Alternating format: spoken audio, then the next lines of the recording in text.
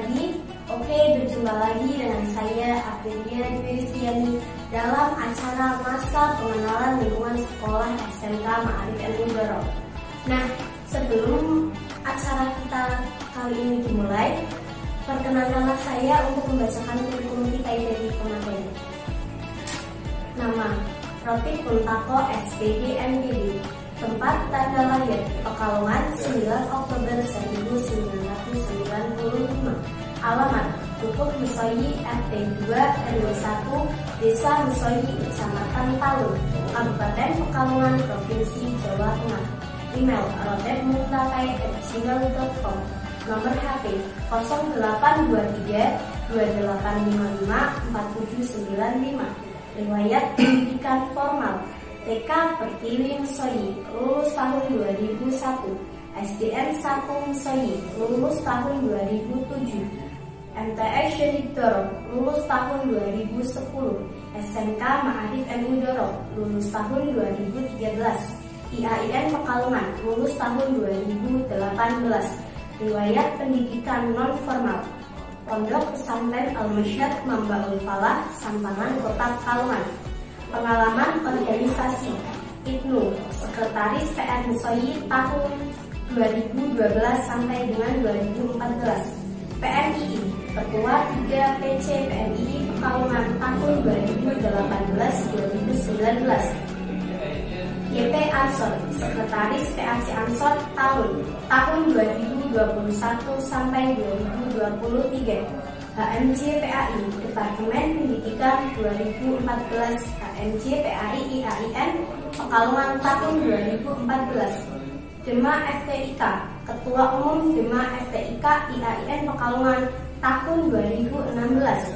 Dema IAIN, Presiden Dema IAIN Pekalongan tahun 2017. IMATRISI, Koordinator Riset dan PSDM Jateng dan DIY tahun 2015 sampai 2017. Moto hidup: Khairun nas anfa'uhum linnas. Sebaik-baik manusia adalah yang paling bermanfaat bagi manusia lainnya. Demikian daftar riwayat dari sang pemateri. Nah, langsung saja nih Pak, memasuki materi kali ini kan tentang pendidikan anti korupsi.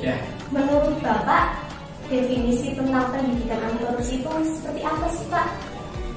Baik, bismillahirrahmanirrahim. Assalamualaikum warahmatullahi wabarakatuh. Terima kasih Mbak April. Mbak April ini merupakan salah satu siswa di SMK Ma'arif NU Doro yang sudah berani menjadi host di acara ini, dan inilah sangat luar biasa. Para pemirsa Skemandor TV, khususnya siswa-siswi baru kelas 10 SMK Ma'arif NU Doro sedang melaksanakan masa pengenalan lingkungan sekolah. Selamat datang di SMK Ma'arif NU Doro. Pada kali ini saya akan membahas pendidikan anti korupsi sesuai dengan panitia bahwa saya diamanai untuk mengisi materi pendidikan anti korupsi. Tadi ditanyakan sama Mbak April definisi korupsi itu apa? Definisi korupsi itu secara bahasa korupsi itu kan berasal dari kata Yunani corruption, atau yang artinya itu menghancurkan. Dari bahasa, sedangkan secara pokoknya Mbak korupsi itu menyalahkan menyalahgunakan wewenang Jadi ketika orang itu dikasih wewenang, kemudian orang itu menyalahgunakannya dengan mengambil yang bukan haknya, kemudian dipakai untuk kepentingannya pribadi, misalkan untuk beli mobil yang mewah, untuk beli apalah yang mewah, dan itu sangat-sangat merugikan orang banyak, biasanya instansi negara seperti itu. Lalu mengapa pendidikan anti korupsi itu penting Pak, terutama bagi para pelajar tingkat SMK seperti saya sendiri gitu Pak? Oh iya, jadi pendidikan anti korupsi itu kenapa penting karena Pak April bisa lihat di TV-TV itu sering lihat pejabat-pejabat besar yang ketangkap korupsi gitu di masa pandemi ini saya ini lihat di merdeka.com itu ada apa, pertama Menteri KKP itu siapa namanya itu, Pak Edi Prabowo, kemudian disusul Menteri Sosial Juliari Batubara, kemudian ada Bupati Sumsel, ada apa, Bupati nonaktif di Bandung Barat, misalnya di berita ya. Nah itu kan semuanya itu menurut Mbak April itu pendidikannya tinggi atau rendah itu udah jadi pejabat kayak gitu? Tinggi lah tentunya Pak. Tinggi ya, lah sangat tinggi sekali. Lah kan pendidikan tinggi ini kok korupsi? Ada yang salah nggak pada pendidikan kita? Nah ini Mbak April ya, makanya pendidikan anti korupsi itu ya sangat penting supaya anak-anak didik kita di SMK Maarif Udoro khususnya ya itu dapat menjadi anak yang memiliki karakter kuat ya. Karakter kuat untuk apa? Untuk terhindar dari korupsi ya, karena pendidikan korupsi itu kan secara umum upaya bagaimana caranya membentuk anak-anak didik itu supaya ya memiliki karakter yang kuat ya, memiliki sikap jujur, kemudian memiliki sikap adil, memiliki kemandirian dan lain sebagainya. Nanti mungkin ada kita ke situ ya Pak ya, tentang nilai korupsi itu. Lalu peran apa saja sih Pak yang dilakukan untuk upaya pemberantasan korupsi itu sendiri Pak? Oh ya, jadi kalau kita bicara lingkup luar dulu ya sebelum kita ke sekolah ya, bahwa di realitas di negara kita Indonesia itu kan ada badan ya sebagai apa namanya pemberantas korupsi ya, itu namanya KPK, Komisi Pemberantasan Korupsi. Ini badan memang diperuntukkan untuk memberantas korupsi. Namun apakah KPK ini bisa berdiri sendiri? Tentu tidak. Ada apa namanya 3 hal pokok yang memang nantinya dapat apa namanya memberantas korupsi ini ya. Jadi 3 hal pokok ini ada pemerintah dalam hal ini melalui KPK, kemudian ada sektor swasta ya. Bagaimana swasta itu sektor swasta itu juga harus mendukung program-program pemerintah, terutama sektor swasta ini kan juga sering apa melaksanakan tender-tender pemerintah itu ya, mau tidak mau swasta juga, pihak swasta sebagai pihak kedua dalam menjalankan program pemerintahan itu juga harus bersih. Nah, yang terpenting itu adalah yang apa namanya, yang poin pokok ketiga selain pemerintah, kemudian pihak swasta, di sini juga ada peran serta masyarakat, mahasiswa dan kamu pelajar di sini ya. Sesuai dengan peraturan pemerintah tahun 2000 ya, nomor 71, bahwa di sini ada peran masyarakat, mahasiswa, kemudian pelajar ya. Kalian semua itu memiliki peran dalam apa? Dalam membentuk dalam memberantas korupsi di situ. Nah, itu perannya sangat penting dan kamu memang memiliki peran di sini. Ya, di situ ada masyarakat, pelajar dan mahasiswa. Seperti itu. Nah, pasti kan para koruptor itu kan pasti dampak ya Pak. Dampak apa saja sih Pak yang disebabkan oleh koruptor itu sendiri Pak? Oh iya, dampaknya tentu di berbagai hal ya. Secara luas, koruptor itu jelas memberi dampak merugikan negara. Iya, terpenting itu Pak. Berapa triliun, berapa miliar. Kamu kalau uangnya diambil sama maling rasanya gimana? Sakit hati ya, ya, sakitnya di mana?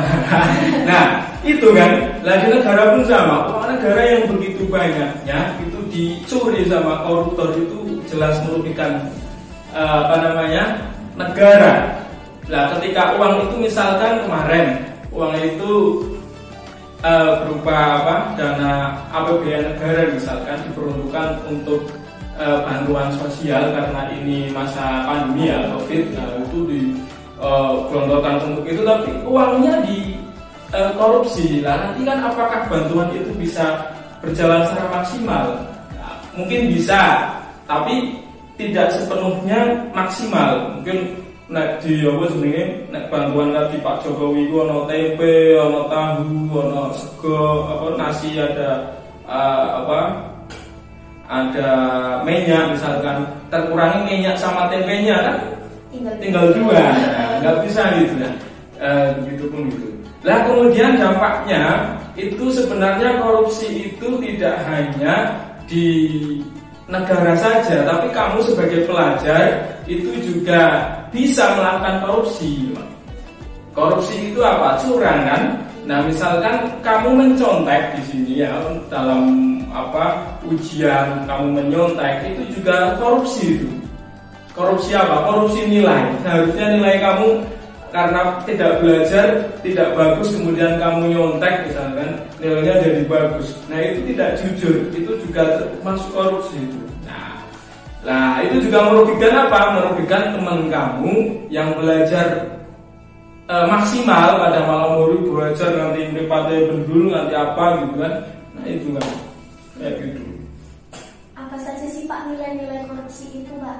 Ya, menurut KPK ya, yang saya cari di KPK itu ada 9 nilai korupsi Mbak. Bahwa dari KPK itu ada 9 nilai korupsi, yang satu jujur ya. Jadi kamu itu akan terhindar dari korupsi ketika kamu itu mau jujur sebagai siswa yang jujur. Jujur itu apa? Jujur itu ya apa adanya.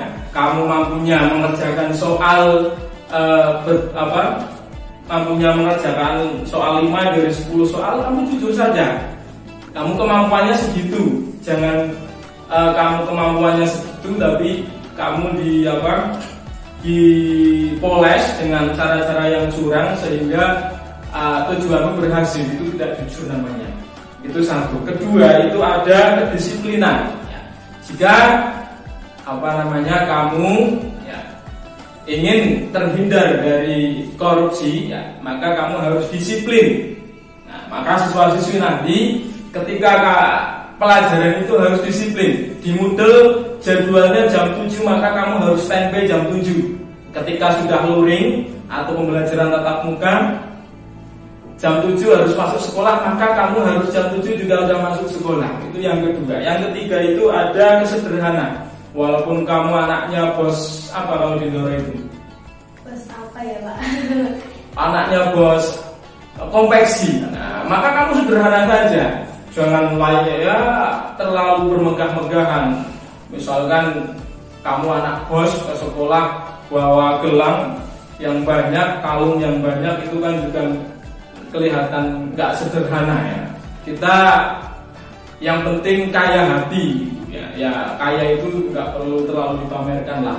Nah, yang keempat itu ada kepedulian. Kamu harus peduli terhadap sesama. Itu nilai-nilai anti korupsi. Kemudian tanggung jawab. Ya, ketika kamu berani melakukan, itu juga kamu harus berani menerima konsekuensinya.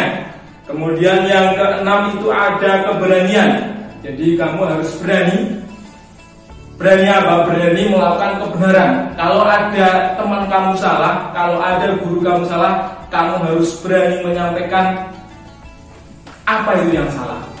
Jangan takut, wah kayak Pak Rotip salah, mosok guru kok nggak mencontohkan yang baik. Kamu ingatkan, karena ketika misalkan kamu takut, saya mau mengingatkan tapi takut nilai saya jelek, nah itu bukan berani kalau gitu. Kalau berani mengungkapkan. Kemudian yang ketujuh ya, itu ada kemandirian. Kamu harus mandiri. Kemudian yang ke-9 itu ada kerja keras, dan yang ke-10 ada keadilan. Mandiri, kerja keras, dan keadilan itu yang terakhir. Nah, itu nilai-nilai korupsi dalam dalam lingkup KPK. Menurut KPK seperti itu, Mbak. Oke. Mungkin ada yang ingin disampaikan lagi Pak, atau gimana Pak? Sampaikan apa ini? Ya berarti langsung saja ya Pak, saya menarik kesimpulan bahwa korupsi itu adalah suatu tindakan yang salah dan dapat merugikan orang lain tentunya ya Pak? Iya jelas, jadi korupsi itu memang tindakan yang tentu sangat merugikan orang lain. Karena dari asal katanya itu korupsi ya artinya menghancurkan. Iya, kalau kamu melakukan korupsi berarti kamu menghancurkan apa yang kamu korupsi itu. Sudah ya Pak. Iya.